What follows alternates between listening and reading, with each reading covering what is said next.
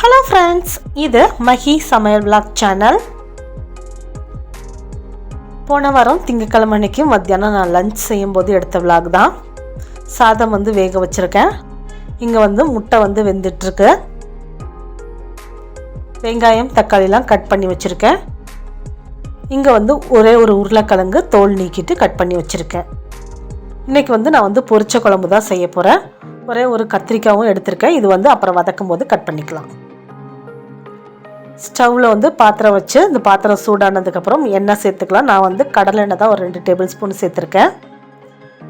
கடுகு கருவேப்பிலை சேர்த்து எல்லாத்தையும் நல்லா பொரிய விட்டுட்டு நம்ம கட் பண்ணி வச்சுருக்க வெங்காயம் தக்காளி சேர்த்து நல்லா வதக்கி விடலாம். நான் பொரிச்ச குழம்பு இப்போ தான் ஃபஸ்ட் டைம் செஞ்சுருந்தேன். ரொம்பவுமே டேஸ்ட்டாக இருந்தது. அதனால தான் இந்த வீடியோ உங்கள் கூட ஷேர் பண்ணிக்கிறேன். நான் எப்போவுமே வீட்டில் செஞ்சு பார்த்துட்டு அது நல்லா இருந்தால் மட்டுமா அந்த வீடியோ உங்கள் கூட ஷேர் பண்ணுவேன். வெங்காயம் தக்காளி வதங்குற கேப்பில் பார்த்திங்கன்னா தேங்காய் உடச்சி எடுத்துகிட்டு வச்சுருக்கேன். எப்போவுமே நம்ம வெங்காயம் தக்காளி வதக்கும் போது இந்த மாதிரி மூடி வச்சு வதக்குனா கொஞ்சம் சீக்கிரமாகவே வெந்துடும். வெங்காயம் தக்காளி பாதி அளவுக்கு வெந்ததுக்கப்புறம் நம்ம கட் பண்ணி வச்சுருக்க உருளைக்கிழங்கை கழுவிட்டு சேர்த்துக்கலாம். சேர்த்து எல்லாத்தையும் நல்லா வதக்கி விடுங்க. உருளைக்கிழங்கு கொஞ்சம் வேகணும். அது வரைக்கும் பார்த்திங்கன்னா நம்ம மூடி வச்சு இதை வதக்கி விடலாம். உருளைக்கிழங்கு நல்லா வேகட்டும்.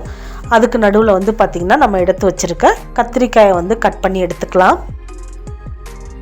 நான் ஃபஸ்ட்டு எடுத்த கத்திரிக்காய் கொஞ்சம் சூத்தையாக இருந்தது. அதனால் அதை எடுத்து போட்டுட்டு இப்போ வேறு ஒரு கத்திரிக்காய் எடுத்து கட் பண்ணி தண்ணியில் சேர்த்துருக்கேன். இல்லைனா கத்திரிக்காய் கருத்துரும். இப்போ குழம்புக்கு தேவையான அளவு தேங்காயும் எடுத்து வச்சுக்கிறேன்.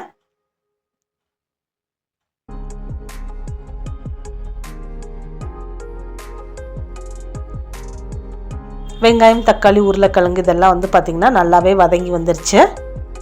இப்போ இதில் பார்த்திங்கன்னா இஞ்சி பூண்டு பேஸ்ட்டு சேர்த்து நல்லா வதக்கி விட்டுக்கலாம். கூடவே பார்த்திங்கன்னா நான் கத்திரிக்காயும் சேர்த்துருக்கேன். கத்திரிக்காய் பார்த்திங்கன்னா 2 தடவை நல்லா கழுவிட்டு சேர்த்துக்கிறேன். கொஞ்சம் அடி பிடிக்கிற மாதிரி இருந்ததுனால கொஞ்சம் எண்ணெயோ தண்ணியோ நம்ம சேர்த்துக்கலாம். நான் கொஞ்சமாக தண்ணி தான் சேர்த்துருக்கேன். இஞ்சி பூண்டோட பச்சை வாசனை எல்லாம் போகிற அளவுக்கு நல்லா வதக்கணும். கொஞ்சமாக மஞ்சள் தூளும் சேர்த்து நான் வதக்கிக்கிறேன். கொஞ்சம் நேரம் மூடி வச்சு இதை நல்லா வதக்கி விட்டுக்கலாம். கத்திரிக்காய் வேகணும், இஞ்சி பூண்டோட பச்சை வாசனையும் போகணும். அதெல்லாம் போகிற அளவுக்கு நல்லா வதக்கி விட்டதுக்கப்புறம் இஞ்சி பூண்டோட பச்சை வாசனை போயிடுச்சான்னு செக் பண்ணிவிட்டு அதுக்கப்புறம் பார்த்திங்கன்னா நம்ம குழம்பு மிளகாய்த்தூள் சேர்த்துக்கலாம். நான் வீட்டில் அரைச்ச குழம்பு மிளகாய்த்தூள் ஒரு 2 டேபிள் ஸ்பூன் சேர்த்துக்கிறேன்.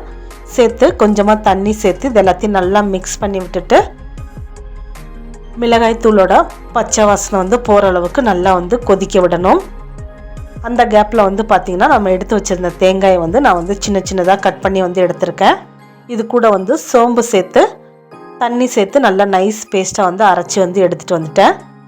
மசாலா பொடியோட பச்சை வாசனை போனதுக்கப்புறம் தேங்காய் பேஸ்ட்டு சேர்த்து தேவையான அளவுக்கு தண்ணி சேர்த்து உப்பும் சேர்த்து எல்லாத்தையும் நல்லா மிக்ஸ் பண்ணி விட்டுட்டு உப்பு காரம் பார்த்திங்கன்னா இந்த ஸ்டேஜில் செக் பண்ணிக்கணும். எல்லாத்தையும் செக் பண்ணிவிட்டு குழம்பு மூடி விட்டு ஒரு 10 நிமிஷம் நம்ம கொதிக்க விட்டுடலாம். இந்த மாதிரி சைடில் கேப் இருக்கிற மாதிரி எப்போயுமே குழம்பு கொதிக்க வைங்க. அப்போ தான் பொங்கி வராது. குழம்பும் பச்சை வாசனை போய் நல்லா கொதிச்சு வரும். இந்த பக்கம் பார்த்திங்கன்னா வேக வச்சுருந்த முட்டை மசாலா செய்கிறதுக்காக ஒரு பாத்திரத்தில் எண்ணெய் சேர்த்து சோம்பு கருவேப்பிலை சேர்த்து பொரிய விட்டுருக்கேன். முட்டை மசாலாவுக்கு சோம்பு சீரகம் சேர்க்கும்போது ரொம்பவுமே டேஸ்ட்டாக இருக்கும். இப்போ பார்த்திங்கன்னா வெங்காயம் ஒரே ஒரு தக்காளி தான் நான் கட் பண்ணி வச்சுருந்தேன்.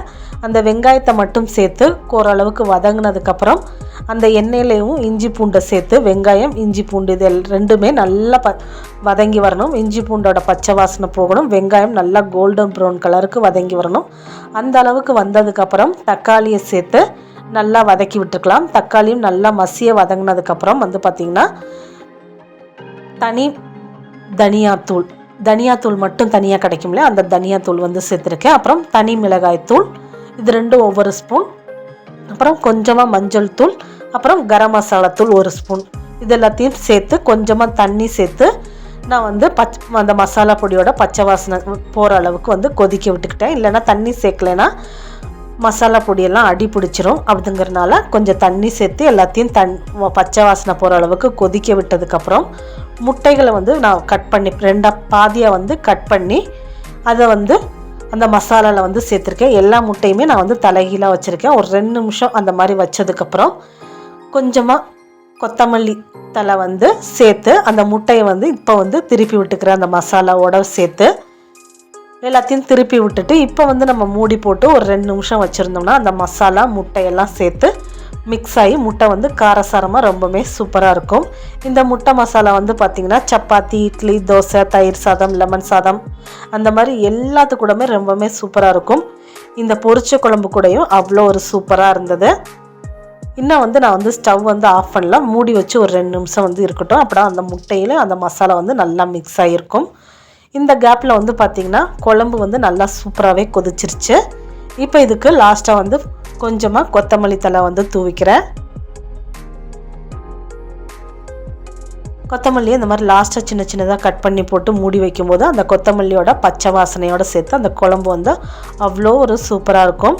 நானும் இந்த ஃபஸ்ட் டைம் தான் ட்ரை பண்ணி பார்த்தேன். ரொம்பவே சூப்பராக இருந்தது இந்த பொரிச்ச குழம்பும் முட்டை மசாலாவும். நீங்களும் உங்கள் வீட்டில் இதே மாதிரியே செஞ்சு பாருங்கள், ரொம்பவே சூப்பராக வரும். செஞ்சு பார்த்துட்டு எப்படி இருக்குது அப்படின்னு சொல்லி எனக்கு வந்து கமெண்ட் பண்ணுங்கள். இந்த வீடியோ பிடிச்சிருந்தால் லைக் பண்ணிக்கோங்க. மறக்காமல் நம்ம மஹி சமையல் விளாக் சேனலை சப்ஸ்கிரைப் பண்ணிக்கோங்க. நெக்ஸ்ட் ஒரு சூப்பரான வீடியோவில் நம்ம மீட் பண்ணலாம். நான் இப்போ வந்து பார்த்திங்கன்னா பொரிச்ச குழம்பும் முட்டை மசாலாவும் வச்சு சாப்பிட போகிறேன். நீங்களும் வாங்க சாப்பிட்லாம். தேங்க்யூ.